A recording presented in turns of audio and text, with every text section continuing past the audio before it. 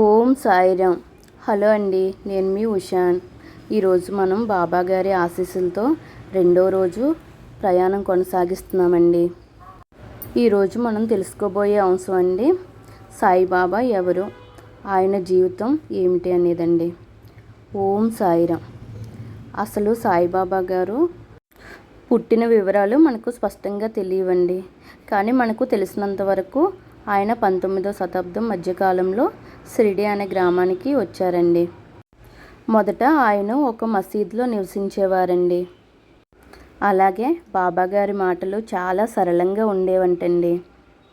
సబ్కా మాలిక్ ఏక్ అంటే అందరూ దేవుళ్ళు ఒకటే, అన్ని మతాలు ఒకటే అని చాటి చెప్పారండి బాబాగారు.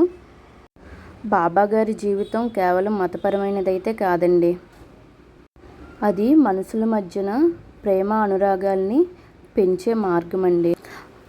ఆయన సహనం, క్షమ, దయ, భక్తులపైన అనురాగం నిజంగా అద్భుతమండి.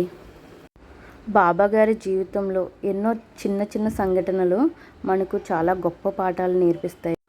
ఒకసారి అంటండి, ఒక భక్తుడు పాపం ఆహారం దొరకక ఆకలితో బాధపడుతున్నారంటండి.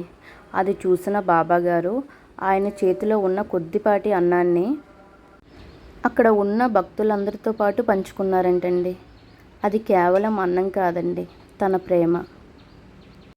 తన ప్రేమను బాబాగారు ఆహార రూపంలో పంచారండి. అలాగే బాబాగారు ఎప్పుడూ చెప్తూ ఉండేవారంట, శ్రద్ధ, సబూరి ఈ రెండు నిజమైన భక్తికి ప్రమాణాలు.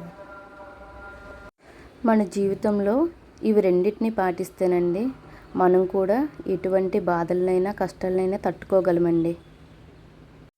ఈరోజు మనం బాబాగారి జీవితం నుండి నేర్చుకున్న పాఠం అండి, విశ్వాసం, ప్రేమ, ఓర్పు. మిగతా అంశాలు తర్వాత వీడియోలో తెలుసుకుందామండి. నాకు తెలిసినవి మాత్రమే కేవలం నేను చెప్తున్నానండి, తప్పులు ఉంటే క్షమించండి.